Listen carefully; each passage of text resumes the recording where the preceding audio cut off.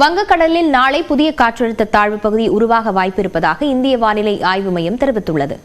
கடந்த வாரம் வங்கக்கடலில் உருவான காற்றழுத்த தாழ்வு பகுதி ஃபென்டல் புயலாக வலுப்பெற்று புதுச்சேரி அருகே கரையை கடந்தது. இதன் காரணமாக புதுச்சேரி மற்றும் வட தமிழ்நாட்டில் பலத்த சேதம் ஏற்பட்டது. தொடர்ந்து மீட்பு மற்றும் நிவாரணப் பணிகள் முழுவீச்சில் நடைபெற்று வருகின்றன. தென்மேற்கு வங்கக்கடலில் நாளை புதிதாக குறைந்த காற்றழுத்த தாழ்வு பகுதி உருவாக வாய்ப்பிருப்பதாக இந்திய வானிலை ஆய்வு மையம் கூறியுள்ளது. இது மேற்கு வடமேற்கு திசையில் நகர்ந்து இலங்கை கடற்கரை பகுதியை வரும் 9ஆம் தேதி நெருங்கும் என்றும் அதன் பிறகு வரும் 12ஆம் தேதி இலங்கைக்கும் தமிழ்நாட்டிற்கும் அருகே காற்றழுத்த தாழ்வு மண்டலமாக வலுவடைய வாய்ப்பிருப்பதாகவும் கணிக்கப்பட்டுள்ளது. இதன் காரணமாக வரும் 12, 13ஆம் தேதிகளில் தமிழ்நாட்டில் தென் கடலோர மாவட்டங்களில் மழைக்கு வாய்ப்பிருப்பதாக இந்திய வானிலை ஆய்வு மையம் தெரிவித்துள்ளது. சென்னை பல்லாவரத்தில் சுகாதாரமற்ற குடிநீரை குடித்ததாக கூறப்படும் 3 உயிரிழந்துள்ளனர். என்ன நடந்தது என்பது குறித்து விரிவாக பார்க்கலாம்.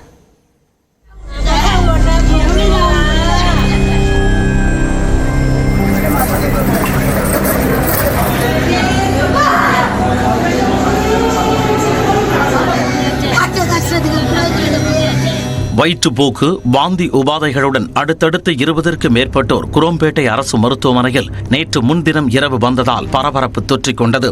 இவர்கள் அனைவரும் பல்லாவரம் கண்டோன்மெண்ட் பகுதிக்கு உட்பட்ட மேட்டுத்தெரு, மாரியம்மன் கோவில் தெரு மற்றும் தாம்பரம் மாநகராட்சிக்குட்பட்ட காமராஜர் நகர் பகுதிகளைச் சேர்ந்தவர்கள் என தெரியவந்தது. இதில் பல்லாவரம் கண்டோன்மெண்ட் முத்துமாரியம்மன் கோவில் தெருவைச் சேர்ந்த 43 வயது மோகனரங்கனும் ஒருவர் சற்று உடல்நிலை தேறிய நிலையில் வீட்டிற்கு அனுப்பி வைக்கப்பட்டார். எனினும் மீண்டும் உடல்நலம் குன்றிய நிலையில் மீண்டும் குரோம்பேட்டை மருத்துவமனைக்கு நேற்று கொண்டு வரப்பட்டார். அங்கு பரிசோதித்த மருத்துவர்கள் அவர் இறந்துவிட்டதாக தெரிவித்தனர். நேற்று காலையில் எங்களுக்கு எப்பவுமே மார்னிங் 6 o'clock வாட்டர் வரும்.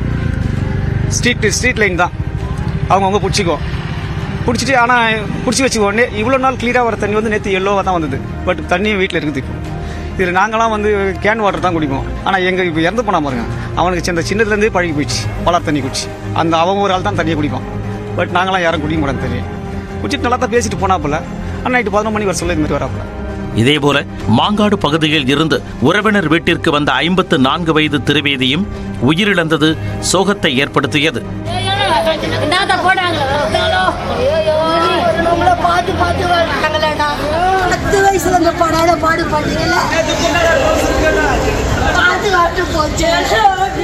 ஏற்கனவே பல நாட்களாக படுத்த படுக்கையாக இருந்த 88 வயதான வரலட்சுமி என்பவரும் உயிரிழந்தார். கற்பகம் என்பவர் சென்னை ராஜீவ்காந்தி அரசு மருத்துவமனையில் மேல் சிகிச்சைக்காக அனுப்பி வைக்கப்பட்டுள்ளார்.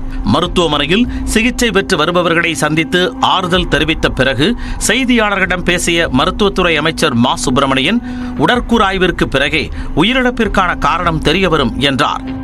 88 வயதான வரலட்சுமி என்பவர் ஏற்கனவே பல நாட்களாக படுத்த படுக்கையாக இருப்பவர்.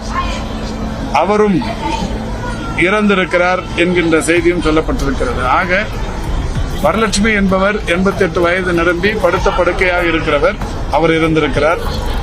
திருவீதியும் மோகனரங்கமும் இறந்த நிலையிலேயே மருத்துவமனைக்கு அழைத்து வரப்பெற்றிருக்கிறார். இவர்கள் இறப்புக்கான காரணம் பிரேத பரிசோதனையின் முடிவில் நிச்சயம் தெரிய வரும். சம்பவ இடத்தில் நேரில் ஆய்வு செய்த தாம்பரம் மாநகராட்சி ஆணையர் பாலச்சந்திரன் 5 இடங்களில் குடிநீர் மாதிரிகளை சேகரித்து ஆய்வுக்கு அனுப்பியுள்ளதாக தெரிவித்தார்.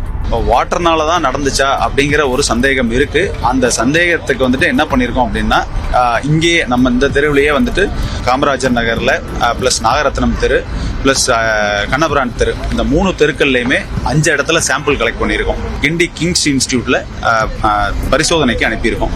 அதுக்குண்டான பிரிலிமினரி ரிப்போர்ட் நம்மளுக்கு இனிமே தான் கிடைக்கும். அதை பேஸ் பண்ணி தான் உண்மையாலுமே வாட்டர்ல கண்டாமினேஷன் இருக்கா அப்படிங்கிறது நம்மளுக்கு தெரிய வரும். இந்நிலையில் சுகாதாரமற்ற குடிநீரால் மக்களின் உயிரோடு திமுக அரசு விளையாடி இருப்பதாக எதிர்க்கட்சித் தலைவர் எடப்பாடி பழனிசாமி குற்றம் சாட்டியுள்ளார்.